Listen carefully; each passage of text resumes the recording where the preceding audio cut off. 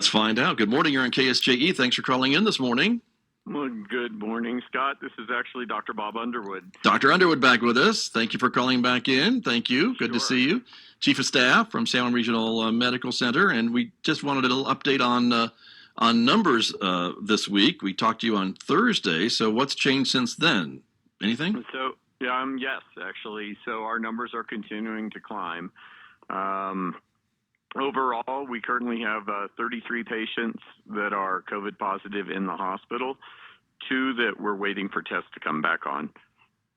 We have 2 patients that are in the ICU that are currently on ventilators that are COVID positive, and the total in the ICU right now is 9 patients. Only 2 of those are on ventilators, and we have 14 beds in our ICU.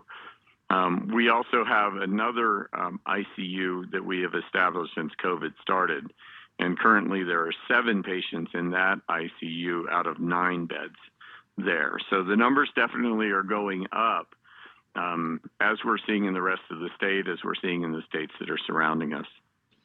Great. And hey there again. So great to have you on. I want to ask, and real quick, and Scott, maybe you can leave the numbers up for a second. Testing numbers.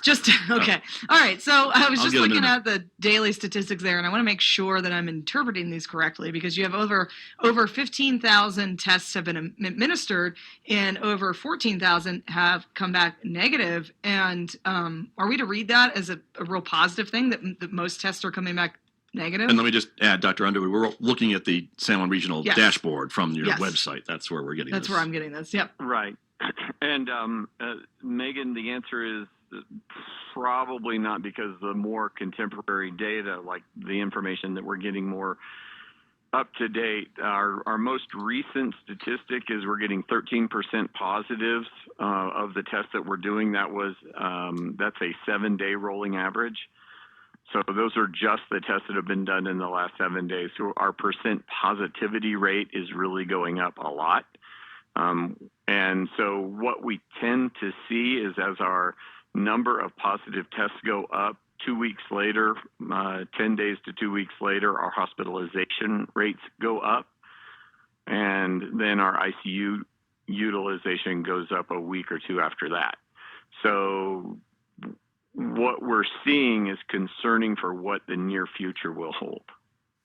Yeah, and that is a significant increase, because I remember that number being in the single digits early on in this thing. So follow-up question just about, there was a big anticipation about the second wave come winter months. And is this related to, I'm sure there are multi-factors, and one of those things is that people are spending more time inside, et cetera. But are viruses also just more virulent in the winter? Like, what's going on there with this one? So a number of factors that, of course, play into it. Naturally, the proximity of people to each other plays a big part of that. So the ability of the virus to spread from one person to another does go up if you're not spending all your time outdoors and you're in close quarters more often. So that is one of the factors.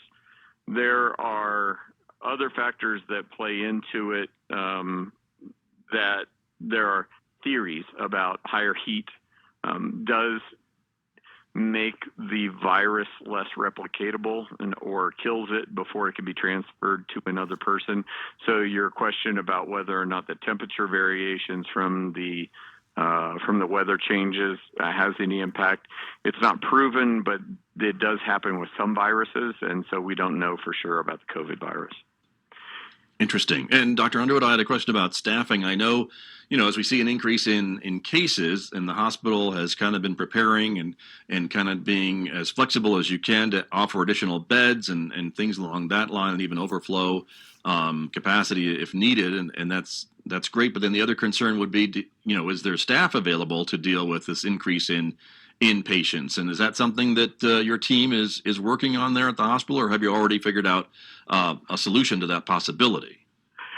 We have plans, alternative care staffing, or alternative models to staffing, certainly. And we implemented some of those in our last big surge that we had. And we're not even to the numbers that we were seeing back in May, June timeframe. Nonetheless, we do have plans for alternative staffing depending on what the needs are. Now, we don't know how bad this is going to be. And so in the end, you're right, we don't know what the overall staffing needs are going to be. It depends on how bad the surge really gets. So we have planned for it. We have models that are built out for it, but whether or not we're going to have to implement them and to what level, we don't know. But if you read the literature across the entirety of the country, everybody is dealing with that. Is that, yes, we have beds. Yes, we have ventilators. Yes, we have medications. But it's the people who have the specialty, the training, and the knowledge base to treat all of those that actually ends up being one of the rate limiting steps.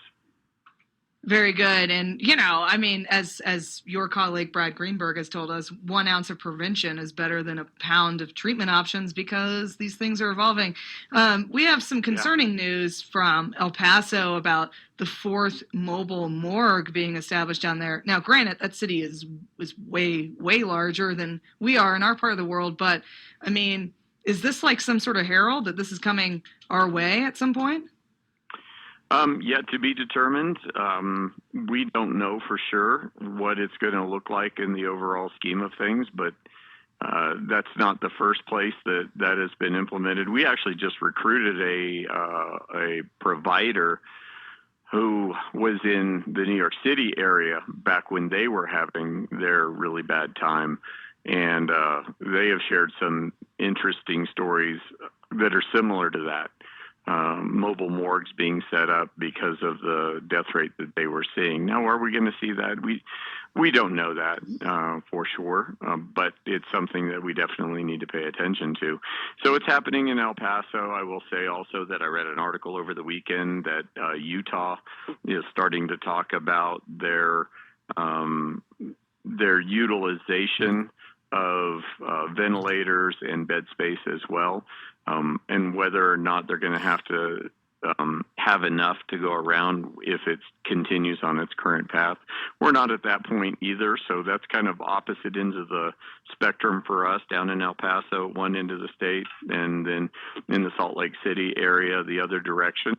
And so, again, we don't know how buffered we will be from that, but again, we're planning for it, and we're looking at what are the protocols we would put into place should that arise.